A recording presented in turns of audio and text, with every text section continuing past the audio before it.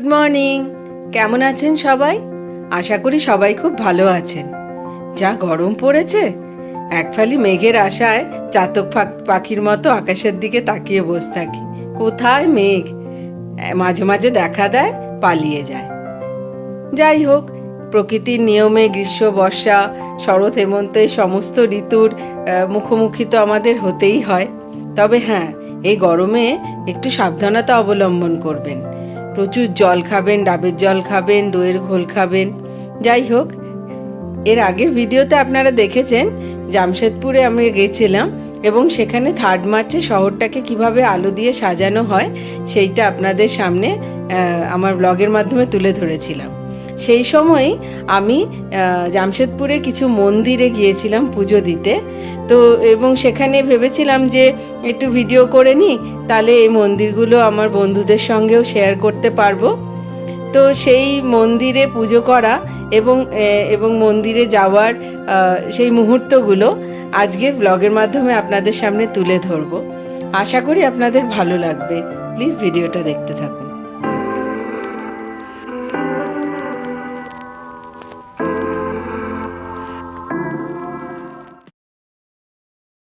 বাড়িতে জানতে পারলাম যে জামশেদপুরে একটি সুন্দর সূর্য মন্দির তৈরি হয়েছে।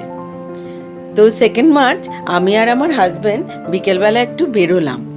কিছু কেনাকাটা করার ছিল, সেগুলো সেরে ভাবলাম সূর্য মন্দিরটা দেখে আসি। এই আমরা সূর্য মন্দির পৌঁছে গেলাম। বাইরে থেকে কি সুন্দর লাগছে দেখুন মন্দিরটা।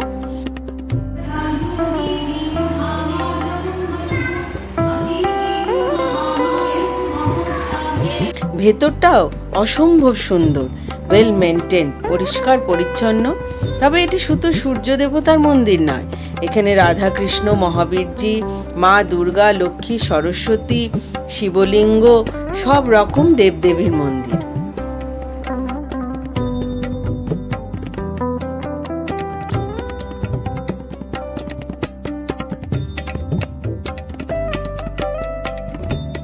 মহিলারা সবাই মিলে শিবলিঙ্গটাকে ফুল বেলপাতা দিয়ে কি সুন্দর করে সাজাচ্ছে। আর ছোট ছেলেটিকে দেখুন, একটি কাপড় নিয়ে ও পরিষ্কার করার কাজে লেগে পড়েছে।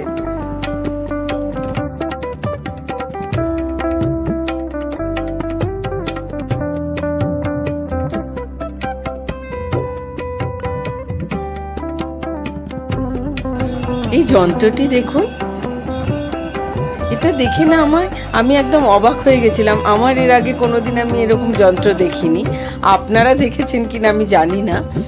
দেখুন, এখানে কাসর, ঘন্টা, ঢাক একসাথে বাজছে।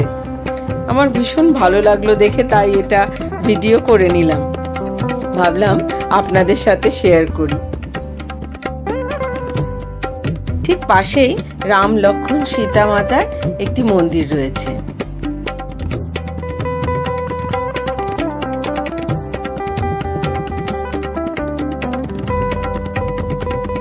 দেখুন, সব মানুষরা ওপরে পতাকা লাগাচ্ছে।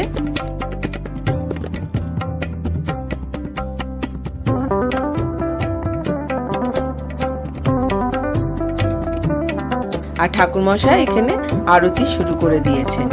ওখানে দাঁড়িয়েও খানিকক্ষণ আরতি দেখলাম।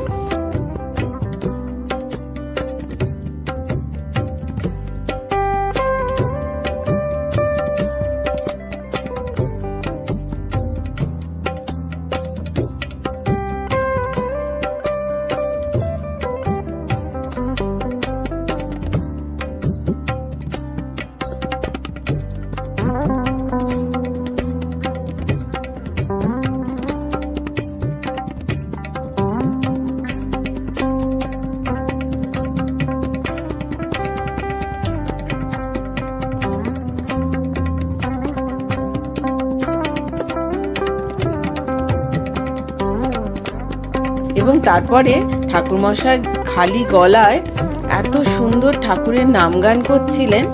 আমার এত ভালো লাগলো ওনার গানের গলাটি। তো দাঁড়িয়ে দাঁড়িয়ে খানিকক্ষণ শুনলাম।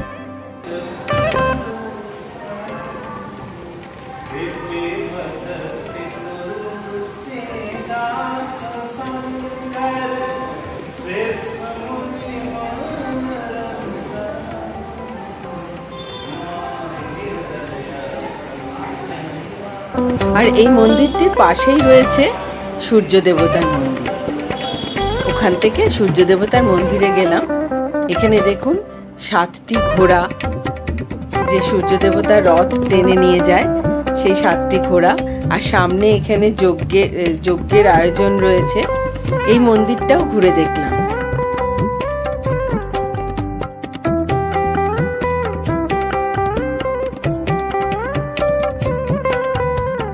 সূর্য দেবতার মন্দিরের সামনে একটু প্রসাদ দিল, সেই প্রসাদ নিলাম। তারপরে ওখানে চন্দ্র দেবতার মন্দির, মঙ্গল গ্রহরাজ, আরও অন্যান্য সমস্ত দেবতার মন্দির ওখানে রয়েছে।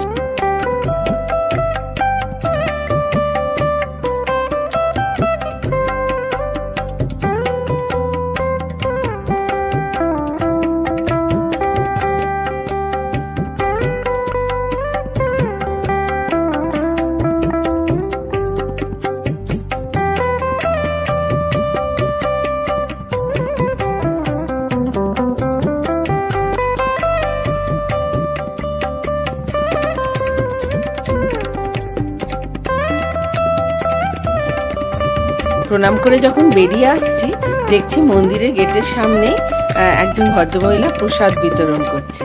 তো ওখান থেকে একটু প্রসাদ নিলাম, নিয়ে তারপরে আমরা বাড়ির উদ্দেশ্যে রওনা হলাম। 4 মার্চ রাত্রিবেলা আমাদের কলকাতা ফেরার ট্রেন। সকালবেলা আমি আর আমার হাজব্যান্ড এই 7:30 নাগাদ বেরিয়ে পড়লাম জাদুগোড়ায় রুক্মিণী মন্দিরে পুজো দিতে যাওয়ার উদ্দেশ্যে। জামশেদপুর থেকে জাদুগোড়া যাওয়ার রাস্তাটি অসম্ভব সুন্দর, দুদিকে কেবল সবুজে সবুজ। আমাদের এই ইটকাট পাথরের শহরে এত সবুজ তো আর চোখে পড়ে না, তাই ওখানে রাস্তা দিয়ে যেতে যেতে অসম্ভব ভালো লাগছিল। দুদিকে সবুজ গাছপালা, পাহাড়, এসব দেখতে দেখতে যাচ্ছি, মনটা চোখটা দুটোই জুড়িয়ে গেল। আর দেখুন গ্রামের এখানে বাড়িগুলো, প্রযুক্তি এদের মনে এখনো থাবা বসাতে পারেনি, তাই বুঝি ওদের এই বাড়িগুলো, এই জায়গাগুলো এত সুন্দর। কি সুন্দর করে এঁকে রেখেছে বাড়িগুলো দেখুন, আর গাছপালা দিয়ে ঘেরা বাড়িগুলো দেখেই মনটা ভালো হয়ে গেল। এখন যে জায়গাটা এসে দাঁড়িয়েছি, এটা হলো নারোয়া ড্যাম। পাহাড়ের কোলে একটি ড্যাম। পুরো জায়গাটাকে কি সুন্দর লাগছে দেখতে। অনেকে এখানে পিকনিক করতেও আসে জানেন, আর ছট পুজোর সময় এখানে সবাই পুজো দিতে আসে এই ড্যাম্পে।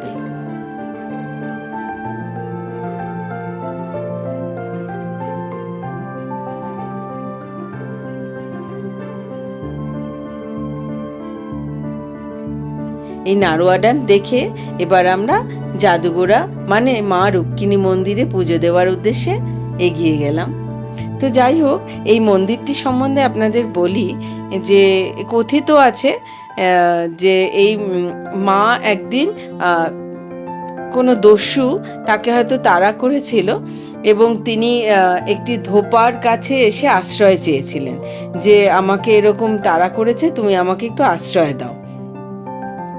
তো ধোপা মাকে কাপড়ের আড়ালে লুকিয়ে রেখেছিলেন। সমস্ত কাপড়, যে কাপড়গুলো কাচ্ছিল সেই কাপড়টা চাপা দিয়ে মাকে লুকিয়ে রেখেছিল, এবং পরে সেই কাপড় শুদ্ধ মা পাথর হয়ে যায়, এবং সেই পাথরেরই ওখানে রুক্মিণী নামে মায়ের পুজো হয়।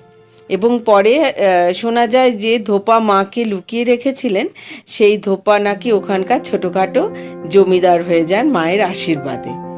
তো এই গল্পটা আমার শোনা, যাই হোক, তো ভাবলাম আপনাদের সাথে একটু শেয়ার করি।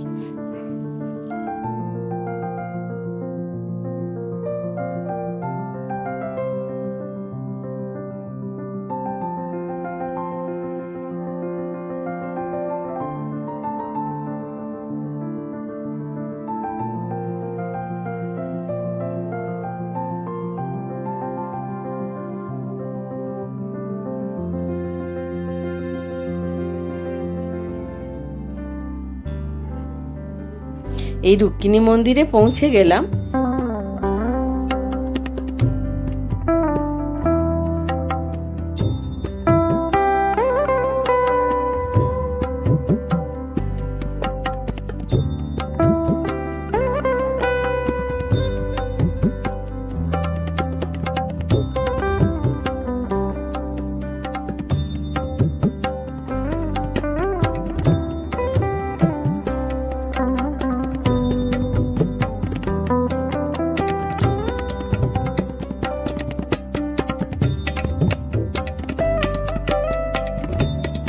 এবার এখানে পুজোর ডালিটা নিয়ে আমরা লাইনে দাঁড়াবো মায়ের পুজো দিতে। এখানে জানেন এই মন্দিরে কোনো বিধি নিষেধ নেই, যে কোনো ধর্মের মানুষ এখানে এসে পুজো দিতে পারে।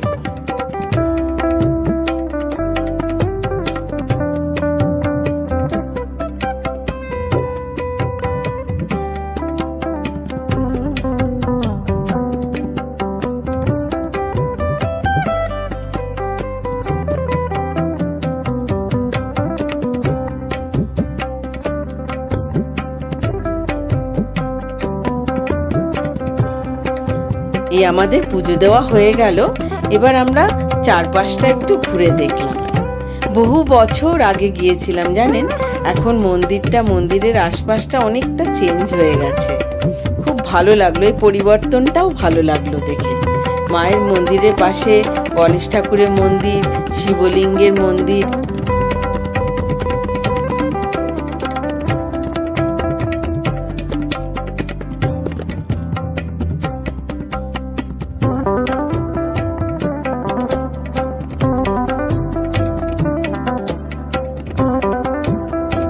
সব ঘুরলাম, দেখলাম, দেখে এবার বাড়ির উদ্দেশ্যে রওনা হলাম।